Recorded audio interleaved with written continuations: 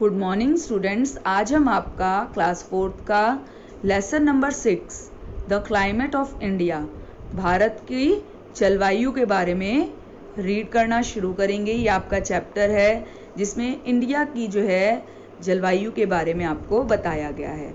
India is a vast country having a great variation in landforms, temperature and rainfall. आपको पता है India एक बहुत बड़ी कंट्री है जहाँ पर परिवर्तन या अलग अलग प्रकार के जो हैं लैंडफॉर्म्स मिलते हैं, टेम्परेचर मिलते हैं और रेनफॉल दिखने को मिलता है। ठीक है, that is why its climate varies from place to place. और इसी वजह से जो है जो इसका क्लाइमेट है वो जो इसकी जलवायु है वो अलग अलग जगह पर अलग अलग तरह की होती है। The northern and the central part of India are away from C.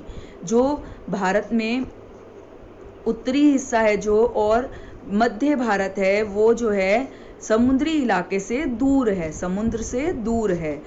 In these areas summer are very hot and winters are very cold.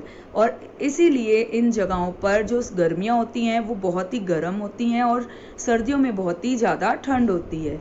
On the other hand the coastal region have a moderate climate. और अलग जगह पर देखें तो उसी तरह तटीय क्षेत्र जो है जो सीज के चारों तरफ है वहाँ पर जो है औसतन क्लाइमेट रहता है, मध्यम क्लाइमेट रहता है। ठीक है,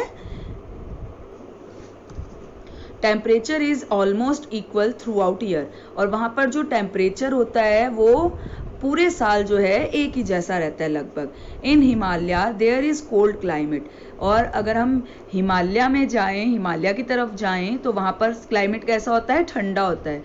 the southern part of India are hot and wet throughout year. और जो दक्षिणी भाग है भारत का वो गर्म और थोड़ा सा चिपचिपा नमी वाला होता है पूरे साल। सम प्लेसेस लाइक मौसिनराम इन मेघालय रिसीव हैवी रेनफॉल। और कुछ जगहें जैसे कि मेघालय में मौसिनराम जगह है वहाँ पे बहुत ही ज़्यादा जो है बारिश होती है। While places like the Thar desert and the Tibet desert receive very low और नो रेनफॉल। और इसी तरह कुछ ऐसी जगहें जैसे कि थार डेजर्ट और तिब्बत डेजर्ट जहाँ पर बहुत ही कम बारिश होती है, यहाँ होती ही नहीं है। तो अब नेक्स्ट हम पढ़ते हैं सीजन ऑफ इंडिया। भारत में कितनी तरह की मौसम या ऋतुएं हैं। ठीक है, there are 3 main seasons in India. यहाँ पर 3 मेन ऋतुएं हैं भारत में। कौन कौन सी? समर, रेनी और मानसून एंड विंटर। गर्मी, बारिश या मानसून और सर्दियाँ। ठीक है, ये 3 सीजन है। तो आज हम पढ़ेंगे summer season, the hot weather. Summer season या फिर गर्म जो है टेम्परेचर वेदर।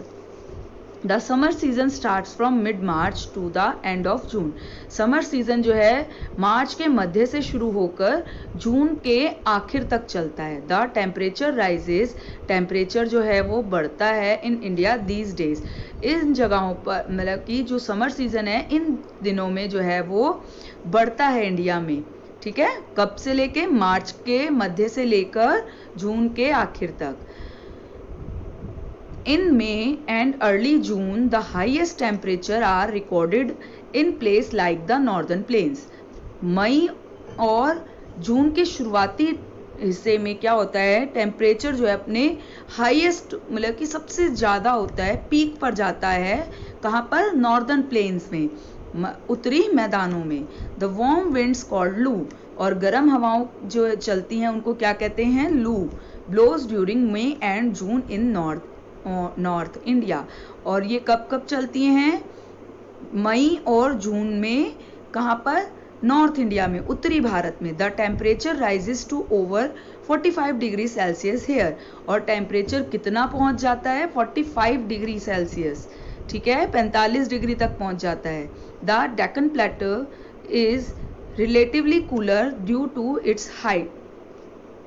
और जो दक्कन के पठार हैं वो अपेक्षाकृत ठंडे होते हैं। क्यों? क्योंकि उनकी हाइट की वजह से, उनकी ऊंचाई की वजह से।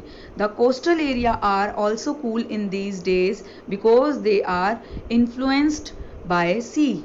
और जो तटीय क्षेत्र है, जो समुद्र के पास का क्षेत्र है वो भी ठंडा होता है यहाँ पर क्योंकि वो समुद्र से प्रभावित होता है। वहाँ पे चलने वाली हवाएं जो हैं वो ठंडी होती हैं थोड़ी सी। In coastal area there is not much difference in hot and cold weather condition. और जो तटीय क्षेत्र है, कोस्टल एरिया है, वहाँ पर ना तो मतलब कि कोई भी डिफरेंस नहीं होता, कोई भी अंतर नहीं होता, ना गर्मी में ना सर्दी में। कंडीशन जो है वेदर की लगभग एक जैसी होती है, ठीक है। The northern mountain region remains cool these days. और जो उत्तरी जो पहाड़ी इलाका है वो ठंडा ही रहता है इन दिनों में भी, मतलब कि बहुत ज़्यादा ठंड नहीं होती पर ठंडक होती है वहाँ पर। तो आज हम समर सीजन तक ही पढ़ेंगे, नेक्स्ट क्लास में हम आगे पढ़ेंगे।